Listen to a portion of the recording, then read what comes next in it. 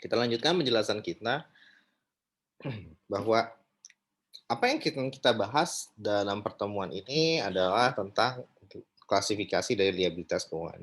Pada penjelasan video sebelumnya, kita sudah mengerti ya apa yang dimaksud dengan definisi dan klasifikasi dari liabilitas.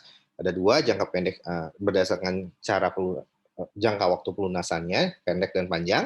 Pendek kalau misalkan kurang dari 12 bulan, kemudian panjang apabila kita akan melunasi utang tersebut lebih dari 12 bulan. Kalau cara pembayarannya berarti liabilitas keuangan dan non keuangan. Kalau keuangan akan dibayar dengan kas dan atau saham.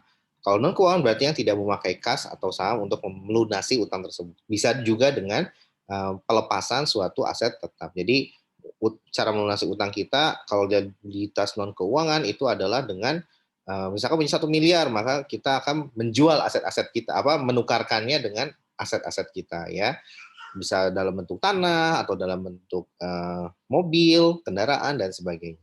Nah, itulah nilaibilitas non keuangan. Nah, sekarang kita akan bahas mengenai ketika kita sudah mengetahui oke ya, kita mau menerbitkan suatu utang. Nah, di sini akan kita bahas dalam pertemuan kita sekarang dan selanjutnya tentang amortized cost dan FVTPL, Fair True Profit and Loss, itu adalah yang di chapter 14 Kieso ya, dan di bukunya Pak Lutfi Mahrus adalah liabilitas keuangan ya, bukan liabilitas yang non keuangan gitu. Jadi yang akan menjadi penekanan kita untuk pembahasan mengenai chapter non current liability atau liabilitas jangka panjang itu adalah liabilitas keuangan ya. Jadi penekanan kita adalah pada liabilitas jangka panjang dan sifatnya adalah liabilitas keuangan. Oke. Nah, apabila kita ingin contohnya apa liabilitas keuangan? Contohnya adalah dan jangka panjang ketika kita menerbitkan suatu obligasi, gitu ya, surat utang. Nah, dan jadi ada 3 macam liabilitas dalam pembahasan mengenai non current liability. Yang pertama obligasi, yang kedua adalah notes payable, yang ketiga adalah mortgage payable. Nah, di sini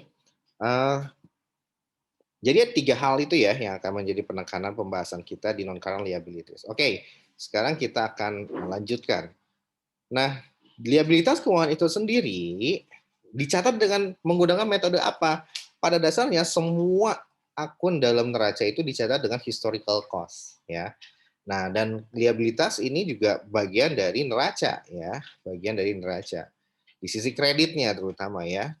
Nah, oleh karena itu, secara umum liabilitas keuangan atau non current liability itu dicatat dengan menggunakan amortized cost atau historical cost ya, seperti itu. Nah, atau kalau ternyata utang tersebut dijual di pasar obligasi atau di bursa efek, maka kita menggunakan pencatatan dengan fair value accounting atau berbasis harga pasar. Nah, kalau amortized cost ini berbasis harga pada saat kita menerbitkan utang kita gitu ya. Pada saat menerbitkan utang kita berapa harganya. Nah, pada saat itulah kita mencatat nilai utang kita. Seperti itu. Nah, kalau fair value accounting berubah-ubah nanti tiap tahun atau mungkin penyesuaian biasanya dilakukan tiap tahun ya. Tiap tahun nilai utangnya akan disesuaikan dengan harga pasar terkini dari surat utang kita ya, dari obligasi kita. Nah, seperti itu. Nah, secara umum utang yang diterbitkan oleh perusahaan di Indonesia itu dicatat dengan amortized cost. Ya, jadi secara umum dicatat dengan amortized cost. Nah, di sini ada klasifikasinya. Kapan suatu utang diklasifikasikan sebagai amortized cost? Ya. Nah, pada dasarnya hukum asalnya itu ya dengan amortized cost. Jadi amortized cost itu ketika kita menerbitkan misalkan ya, kita ingin meminjam ke bank gitu ya. Meminjam ke bank sebesar 100 juta. Nah, 100 juta itu akan dilunasi tahun ke-10 ya. Nah, ini 100 juta. Nah, berapa nilai utang di tahun ke-0? Nah, kita present value-kan. Untuk mengetahui nilai pada tahun ke-0, kita harus present value-kan dengan apa? Dengan suku bunga pasar pada saat tanggal kita terbit, tanggal kita meminjam uang tersebut ke bank. Nah, itulah yang disebut dengan I. Nah, inilah adalah bunga untuk memfaktorkan atau mempresent value-kan nilai utang kita di tahun ke-10 menjadi tahun ke-0. Nah, itu yang dinamakan amortized cost ya. Jadi secara umum utang dicatat dengan amortized cost, kecuali ya liabilitas keuangan FVTPL termasuk derivatif. Kemudian kalau derivatif apa Pak? Derivatif itu maksudnya adalah suatu instrumen untuk melindungi ya, melindung nilai gitu ya, lindung nilai. Jadi kita ingin contohnya ada berbagai macam, ada komoditi, kita ingin membeli suatu inventory, maka dan inventory itu nilainya sangat volatil, sangat cepat perubahannya gitu ya. Nah, oleh karena itu kita ingin melindungi, kita ingin membeli tahun depan atau berapa bulan lagi, tapi di harganya sekian, udah kita patok harganya, let's say 1 miliar gitu ya. Sedangkan harga barangnya itu bisa berubah-ubah, gitu, bisa naik atau bisa turun. Nah, akhirnya apa? Akhirnya kita mematok harganya 1 miliar. Nah, supplier mau gitu ya udah, akhirnya kita apa namanya pada saat jatuh tempo atau pada saat kita jatuh tempo untuk membeli barang tersebut, kita harus sesuai dengan membelinya sesuai dengan harga yang sudah disepakati. Kalau harga pasarnya naik atau turun, maka yaitu resiko, gitu ya. Nah, itulah derivatif lindung nilai, ya. Bisa terhadap komoditi atau bisa terhadap apa namanya valuta asing, ya, seperti itu. Nah, kalau dia dicatatnya dengan FVTPL, maka tidak lagi menggunakan amortized cost atau kontrak jaminan keuangan, komitmen penyediaan pinjaman dengan suku bunga di bawah pasar dan imbalan kontingensi yang diakui pengakuisisi. Gitu ya. Nah, ini semua adalah instrumen-instrumen liabilitas keuangan yang tidak dicatat dengan amortized cost ya. Nah, kemudian apa yang dimaksud dengan liabilitas keuangan FVTPL? Ya ini, yang suatu utang apabila diperdagangkan di bursa efek, jadi di pasar obligasi gitu ya, di BEI, maka dia tidak dicatat dengan amortized cost, tapi dicatatnya dengan fair value through profit and loss, gitu ya. Jadi kenapa? Karena niat kita adalah agar utang kita eh, diperdagangkan di bursa, itu yang pertama. Yang kedua, banyak yang membeli gitu ya. Artinya nilai kita ingin berutang 1 miliar, maka harapannya gitu kalau kita ke bank kan belum tentu bisa dapat semuanya karena Bang akan melihat resiko bisnis kita. Nah, tapi kalau di pasar obligasi kita akan sangat mungkin mendapatkan 1 miliar dengan berbagai macam pembeli yang berbeda-beda gitu, tidak hanya dari satu pihak saja tetapi dari berbagai macam pihak yang berminat dengan utang untuk investasi di surat utang yang kita terbitkan. Nah, seperti itu ya. Nah, kalau misalkan dia diperdagangkan di bursa, maka dicatatnya dengan menggunakan FVTPL ya, Fair Value Accounting Through Profit and Loss. Oke, kemudian jika risiko kredit liabilitas keuangan dikelola dengan derivatif kredit yang di FVTPL, nah intinya adalah kita menerbitkan obligasi gitu ya. Kemudian kita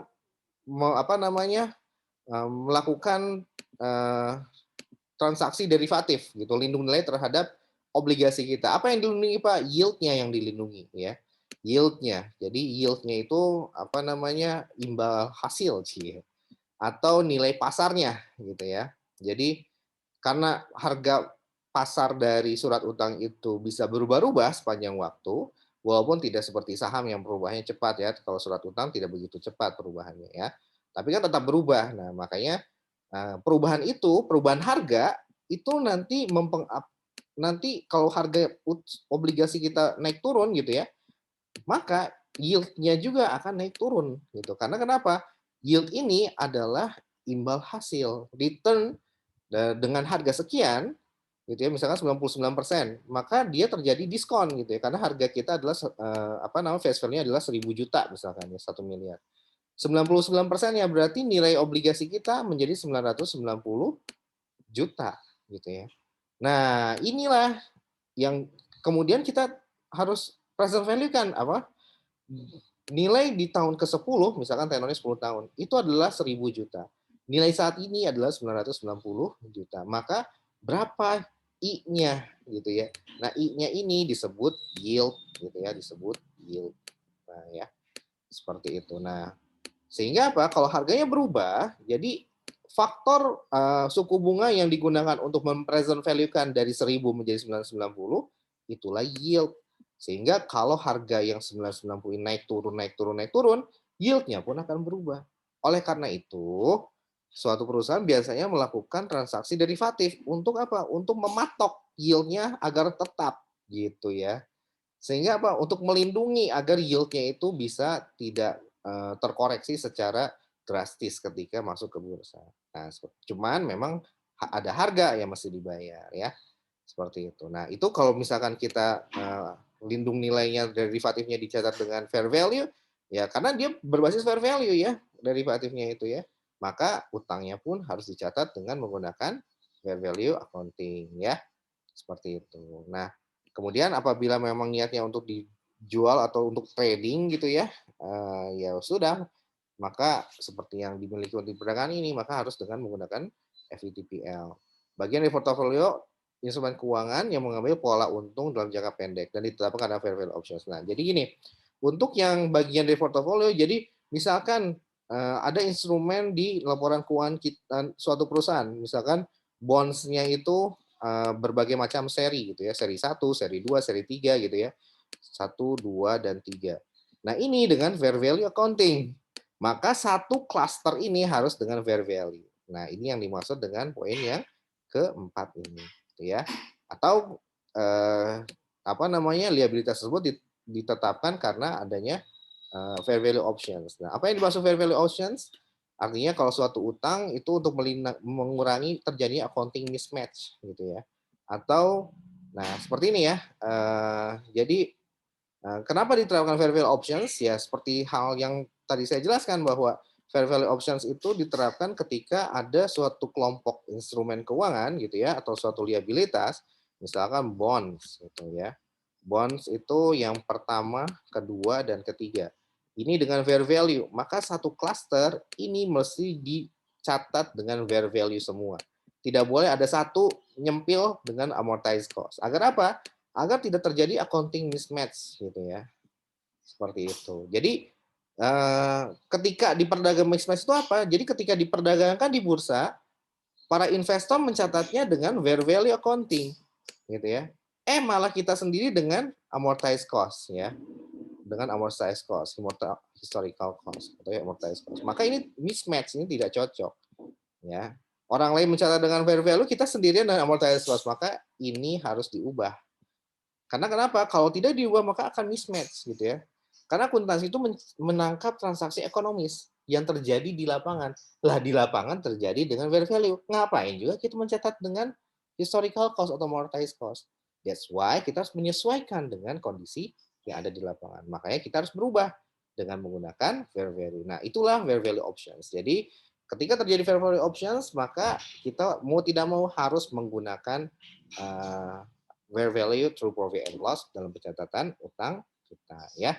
Seperti itu. Bisa karena mismatch tadi, orang lain mencatat, para investor mencatat fair value, maka masa kita sendiri dengan apa namanya, dengan amortized cost. Nah, kita pun harus ikutan seperti halnya investor dengan fair value accounting ya. Nah, yang kedua, dalam satu cluster gitu ya, satu portofolio. Nah, ada bond seri 1, 2, 3. Nah, yang secara umum dicatat dengan fair value, nah kita tidak boleh beda sendiri gitu ya, seperti itu. Nah, itulah fair value option. So, kesimpulannya adalah cara mencatat mengakui suatu utang jangka panjang ada dua cara, amortized cost dan fair value ya. Amortized cost itu adalah harga historis ya. Jadi berapa nilai utang pada saat kita menerbitkan. Misalkan menerbitkan 1 Januari 2020 gitu ya. Nah, harganya berapa? Harganya adalah 99% dari face value. Maka ini adalah diskon ya. Nah, dan untuk mencapai 99%, berapa I yang digunakan dan tenornya atau jangka waktunya juga berapa. Nah, inilah yang nanti harus kita ketahui ya. Nah, seperti itu. Dan kita akan mencatatnya ya sesuai dengan harga pada saat kita menerbitkan utang tersebut. Nah, beda halnya dengan fair value. Kalau fair value nanti di akhir tahun 31 Desember kita akan melakukan penyesuaian terhadap nilai dari si utang tersebut. Nanti karena di awalnya catat dengan amortized cost ya. Kemudian pada nanti dan ketika pencatatan awal ya amortized cost sama dengan fair value ya. Tetapi kalau perbedaannya adalah pada saat tahun berjalan. Kalau amortized cost akan ada amortisasi. Nah, kalau fair value nanti dan menghasilkan carrying value ya kalau amortized cost ya, carrying value tetap, ya udah segitu-gitu aja. Ya mengikuti tabel amortisasi nanti akan kita pelajari. Nah, amortisasinya bisa berupa diskon atau premium ya. Adapun kalau fair value, nanti carrying value based on amortized cost akan dibandingkan dengan fair value-nya gitu ya. Carrying value yang terjadi di tanggal 31 Desember akan dibandingkan dengan fair value dari utang tersebut per tanggal 31 Desember ya. Nah, mau naik atau turun pokoknya ngikut ke fair value. Nah, seperti itu. Nah, ini seperti halnya dengan aset tetap ya. Nah, adapun kalau amortized cost ya apa namanya tidak perlu lagi menyesuaikan dengan harga pasar. Cukup aja kita strict to the amortization table. Jadi kita akan mengikuti nilai carrying value itu berdasarkan tabel amortisasi yang sudah kita nanti akan bikin ya. Nah, seperti itu. Itu perbedaan utamanya. Kalau amortized cost dicatat pada apa namanya harga pasar pada saat kita terbit, dan harga itu akan nyantol terus di neraca ya, dan akan berubah apabila obligasi atau utang tersebut diterbitkan dalam kondisi diskon atau premium. Nah, kalau ada kondisi diskon maka harganya lebih kecil daripada face value. Dan itu nanti akan diamortisasi sehingga nanti harganya pada akhir jatuh tempo harganya akan kembali ke face value ya. Nah, sedangkan kalau fair value accounting tidak seperti itu, nanti akan disesuaikan di setiap tahun nilai dari utangnya ya. Oke, itu adalah dua kondisi cara mencatat utang jangka panjang. Baik, kita akan lanjutkan pada video selanjutnya.